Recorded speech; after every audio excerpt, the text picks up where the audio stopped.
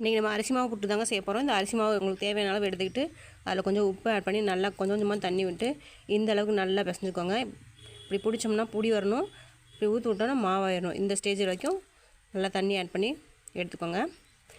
இதுக்கு நான் அரை மூடி தேங்காய் எடுத்துக்கோங்க. தேங்காய் வந்து நல்லா முத்துனதாக எடுத்துக்கோங்க, அப்போ தான் வந்து டேஸ்ட்டாக இருக்கும். இந்த புட்டு இட்லி பானையில் தாங்க நான் வைக்க போகிறேன்.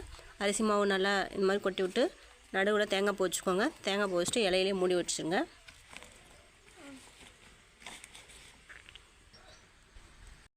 இப்போ இந்த மாவு பூ மாதிரி வந்துருச்சுங்க. இப்போ நம்ம இறக்கிக்கலாம். இந்த மாவு சூடாக இருக்கும்போதே நல்லெண்ணெய் ஆட் பண்ணிக்கோங்க. கொஞ்சம் கொஞ்சமாக ஆட் பண்ணிவிட்டு நல்லா கிளறி விடுங்க சூட்டோடு. அப்போ தான் நல்லெண்ணெய் போய் நல்லா மாவோடு சேரும்.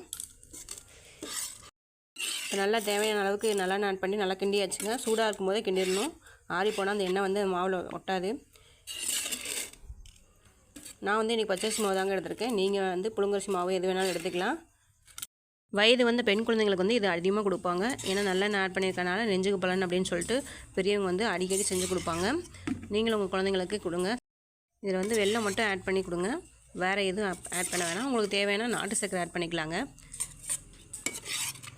இந்த நல்லெண்ணெய் வாசம் வெல்லம் அப்படியே சூப்பராக இருக்குங்க. நீங்கள் வேணும்னா ஏலக்காய் ஆட் பண்ணிக்கலாங்க,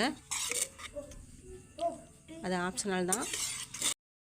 இந்த நல்லெண்ணெய் ஊற்றி வெல்லம் கலந்து அப்படியே கிண்டி விடும்போது செம்மையாக வாசம் வருதுங்க. இது நிஜமாகவே வேறு லெவல் புட்டு தாங்க. இந்த அரிசி மாவு புட்டு நீங்கள் ஒரு வாரத்துக்கு கூட கெடாமல் வீட்டில் வச்சுக்கலாம். வீட்டிலே செஞ்சு கொடுக்கறனால பசங்களும் நல்லா விரும்பி சாப்பிடுவாங்க.